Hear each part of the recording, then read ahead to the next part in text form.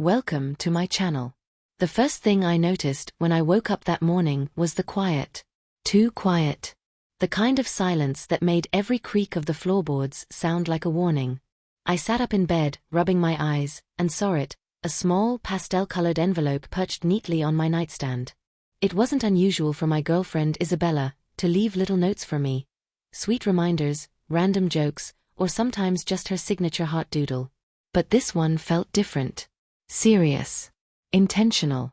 I tore it open, and inside was a single card with elegant handwriting.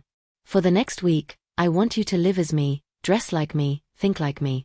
Can you handle it? I froze, a mixture of confusion and intrigue flooding through me. Isabella had always been playful, teasing me about my hidden interest in fashion, my fascination with makeup, and the way I sometimes experimented with crossdressing in private. But this was a challenge. And a bold one. I've always been careful with my secrets. In public, I was just another guy, low-key, quiet, blending in. I worked in a small graphic design studio, mostly behind a computer screen, where I could express creativity without attracting unwanted attention. But at home, and sometimes when Isabella wasn't around, I'd explore another side of myself. A side that loved soft fabrics, delicate makeup, and the thrill of high heels. I wasn't ashamed of it, exactly. It was more like a guilty pleasure. A world where I could experiment without consequences. Isabella had caught glimpses of it before. An eyeliner pencil left out, a borrowed scarf, a wig carelessly tossed aside, but she had never truly pushed me to fully embrace it. Until now. We lived together in a small, cozy apartment in the heart of the city. The living room was bright, filled with plants and colorful art prints. Our bedroom was slightly cluttered, my stash of experimentation hidden among piles of clothes and shoes. It had been my safe haven, my little corner of self-expression. But the moment I read the card, that sanctuary felt different. The walls seemed closer, the air heavier, as if the apartment itself was holding its breath, waiting to see if I would take the challenge. Isabella wasn't just my girlfriend. She was my confidant, my tease, and sometimes my tormentor. She had an uncanny ability to read my mind, to know my weaknesses and desires before I even recognized them myself. That ability made her dangerous and irresistible. Her challenge wasn't just about clothes or makeup. It was about control, trust, and vulnerability. She wanted me to step fully into her shoes, to see the world from her perspective, and to surrender to an experience that could change everything about how I viewed myself and her. I stared at the note, my mind spinning. Part of me wanted to laugh it off, pretend it was a joke, and return to the safety of my regular routine. But another part, an impatient, curious part, was already imagining what it would feel like. The thrill of slipping into her clothes, the soft swish of a skirt, the click of heels against the floor, the unfamiliar weight of mascara and lipstick transforming my face. The excitement and fear twisted together in my stomach. Could I really do it? Could I live as her, even for just a week? And what would it mean if I enjoyed it more than I expected? I opened Isabella's wardrobe, my heart pounding. I'd borrowed pieces before, skirts, blouses, a few accessories, but this was different. This was an immersion. I picked out a soft, pastel blouse and a knee-length skirt, matching heels carefully tucked at the bottom. Each item felt heavy with expectation, heavy with possibility. As I dressed, I felt a strange duality. My body felt foreign, awkward in ways it had never been, but also excitingly right. Every brush of fabric, every slide of makeup across my skin heightened attention I hadn't realized I craved. I looked at myself in the mirror, and for the first time, I wasn't just me, I was someone else entirely.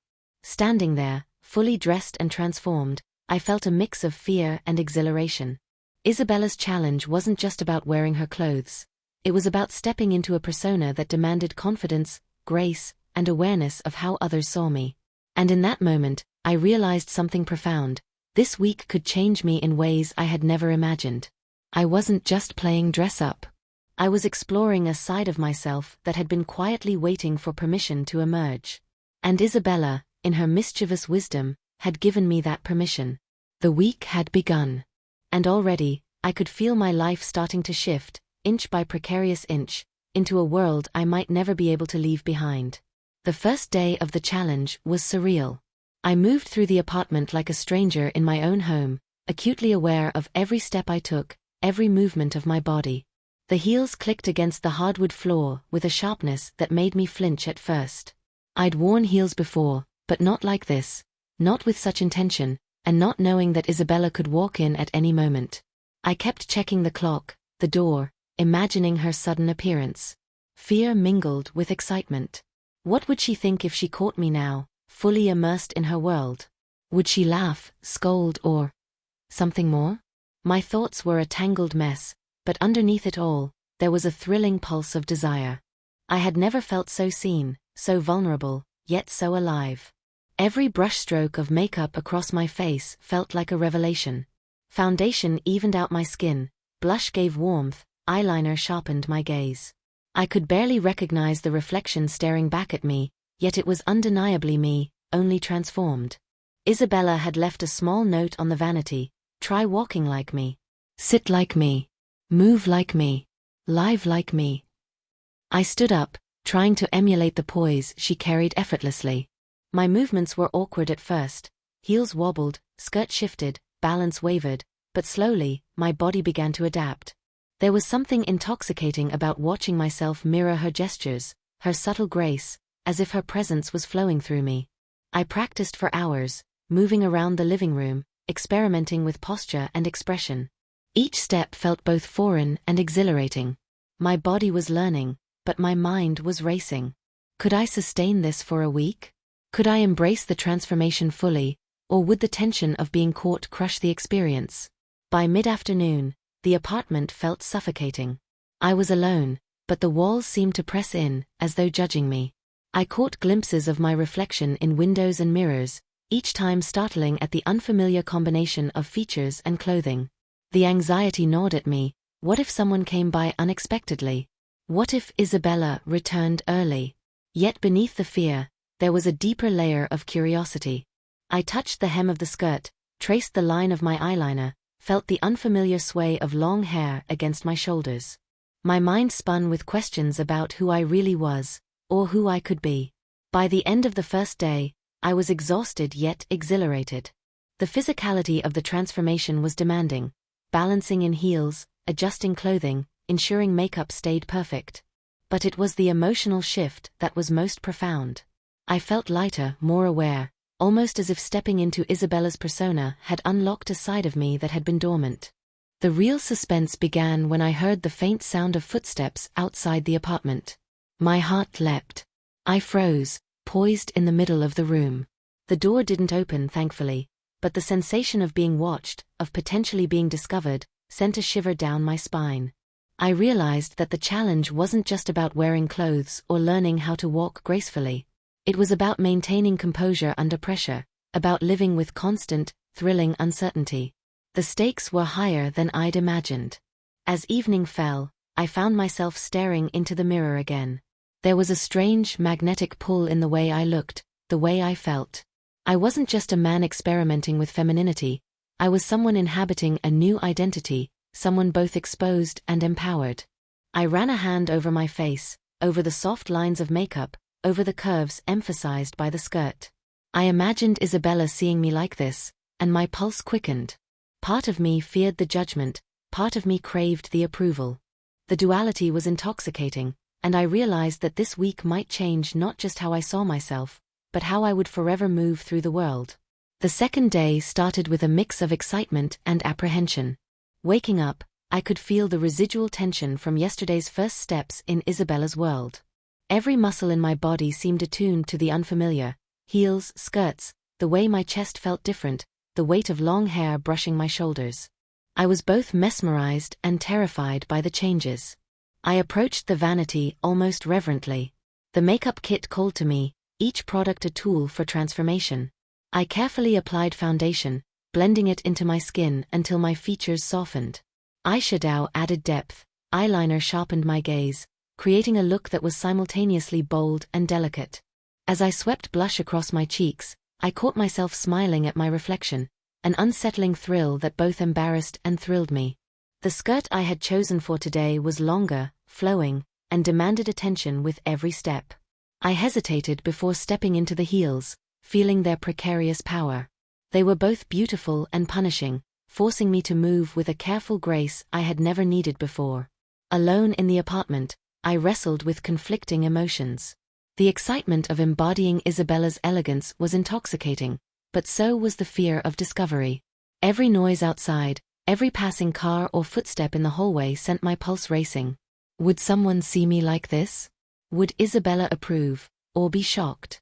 The uncertainty gnawed at me, but there was a magnetic pull toward fully inhabiting this persona. I moved through the apartment as if rehearsing for a performance, practicing gestures, posture, and the subtle sway of my hips.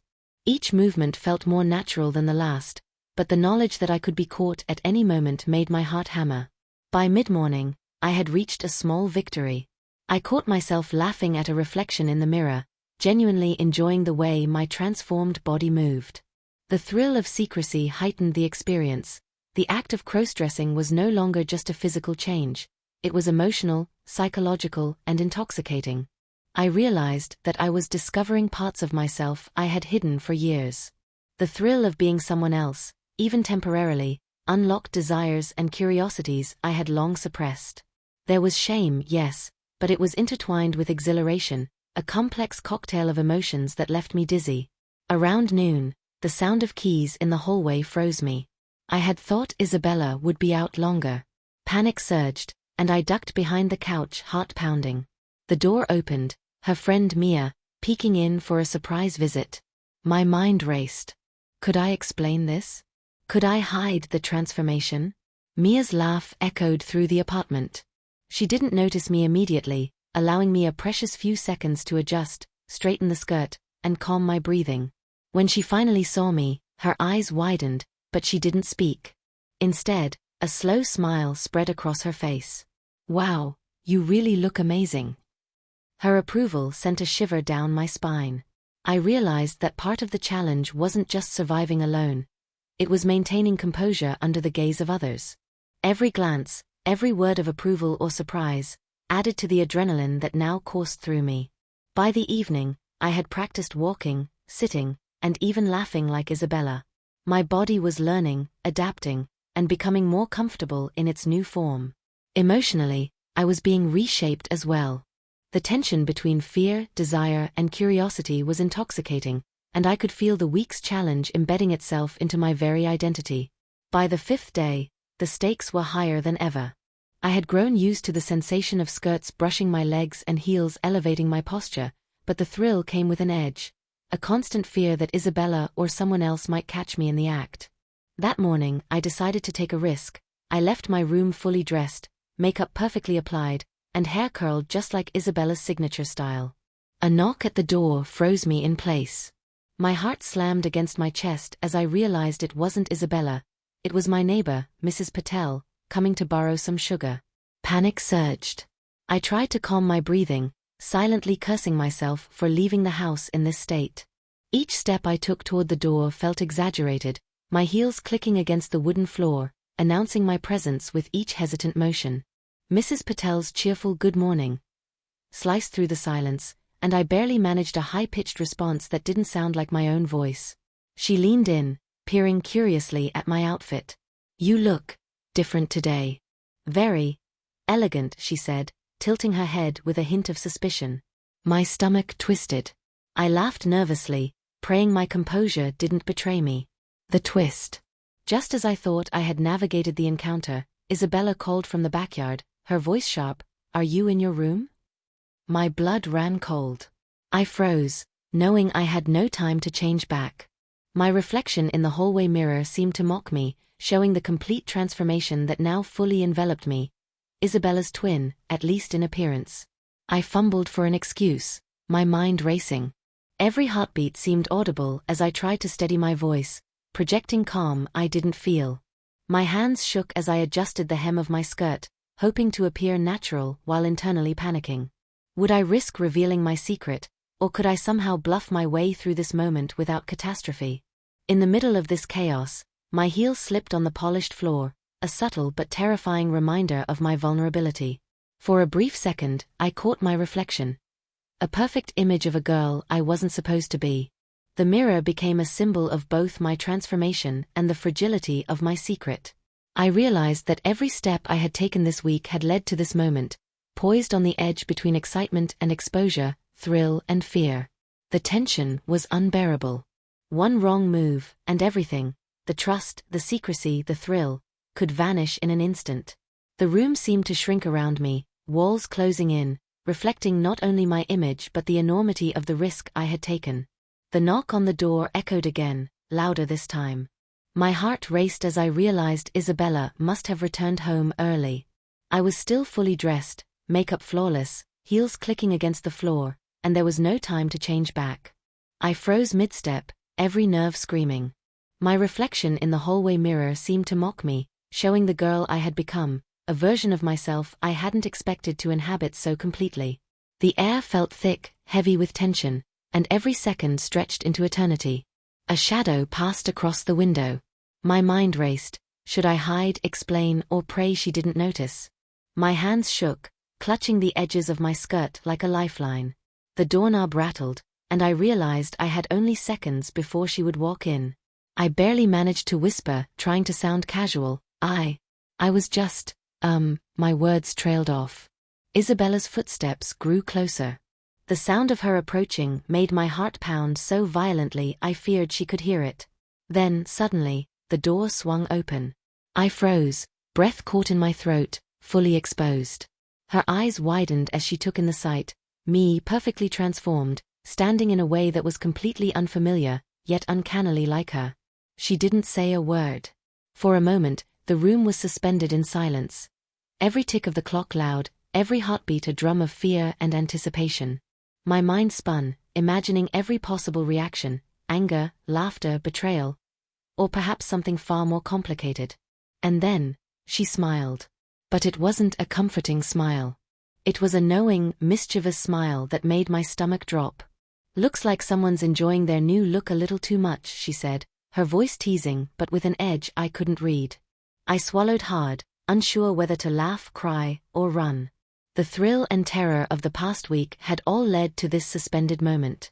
One wrong move, one word, and everything could change forever. The screen would fade to black here, leaving viewers on the edge of their seats, wondering, will she expose me? Or is this just the beginning of a whole new chapter one can't control?